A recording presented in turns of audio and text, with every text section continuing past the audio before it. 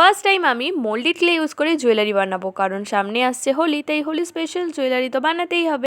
I think শর্টসে অনেকেই এই ভিডিওটা দেখে নিয়েছো, তাহলে আবার আপলোড করছো কেন? কারণ শর্টসে পুরোটা ডিটেলসে বলা যায় না, আর এই ভিডিওটায় আমি তোমাদের ছোট ছোট কিছু টিপস দেবো। এখানে একটু পাউডার দরকার ছিল, আমি একগুচ্ছ পাউডার ঢেলে দিয়েছি। মোল্ডেড ক্লে দিয়ে জুয়েলারিটা বানাতে গিয়ে আমি প্রচুর ভুল করেছি, কারণ এতদিন আমি ক্রাফট করতাম সুপার ক্লে দিয়ে। দেখো, প্রথমেই আমার ভুল হচ্ছে, আমি হার্ডনার আর রেজিনটাকে পুরোটাই মিক্স করে নিয়েছিলাম।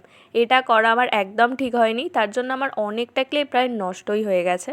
সুপার ক্লে কিন্তু ড্রাই হতে অনেকটাই সময় লাগে, বাট মোল্ডেড ক্লে তোমাকে একটুও সময় দেবে না, এটা 10 মিনিটের মধ্যে পুরোটা ড্রাই হয়ে যায়। তাই যতটা দরকার ততটাই একটু একটু করে মিক্স করা দরকার, এতে ক্লেটা নষ্টও হবে না আর কাজটাও ঠিকঠাক হবে।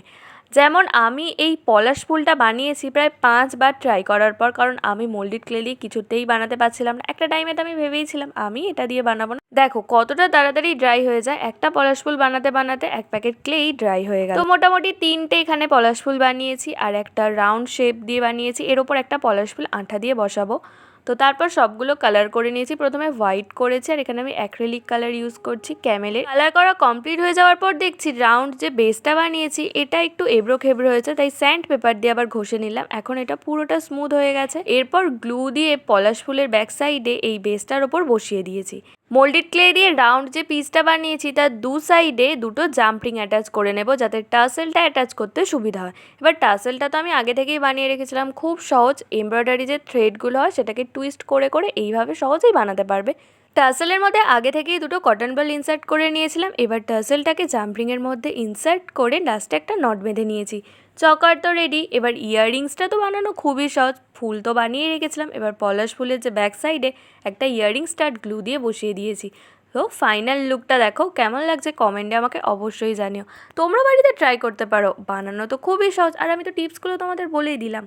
এবার বানাবো একটা খোঁপার কাঁটা। সেমভাবে যেইভাবে আগেও একটা পলাশ ফুল বানিয়েছিলাম এখানেও একটা পলাশ ফুল বানাবো, তবে এটা সাইজে একটু বড় বানাবো। প্রথমবার মোল্ডেড ক্লে ইউজ করতে যতটা অসুবিধা হচ্ছিল, সেকেন্ড টাইম কিন্তু আর অসুবিধা হচ্ছে না। আর এই পলাশ ফুলটা আমি একবারের ট্রাইতেই বানিয়ে ফেলেছি। এবার এক্সট্রা যে ক্লেটা রয়েছে সেটা তো রাখা যাবে না, রাখলেই এটা ড্রাই হয়ে যাবে আর নষ্ট হবে। তাই এটা দিয়ে কয়েকটা বিটস বানিয়ে নিয়েছি।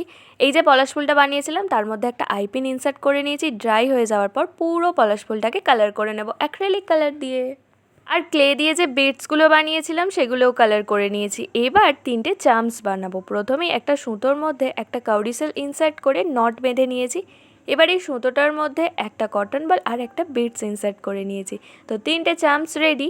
এবার খোঁপার কাঁটা তো আমার কাছে নেই, তাই ডিআইওয়াই ভাবেই বানিয়ে নিয়েছি। এটা হচ্ছে একটা আইসক্রিমের স্টিক, যেটাকে আমি অ্যাক্রিলিক কালার করে নিয়েছি আর সামনেটা একটু শার্প করে নিয়েছি যাতে একদম কাঁটার মতো দেখতে লাগে। এই স্টিকটার সঙ্গে পলাশ ফুল আর যে 3টে চাম্পস বানিয়েছিলাম সেগুলোকে ভালো করে বেঁধে নেব আর লাস্টে গ্লু দিয়ে সিকিওর করে নেব যাতে এটা কোনোভাবেই খুলে না যেতে পারে।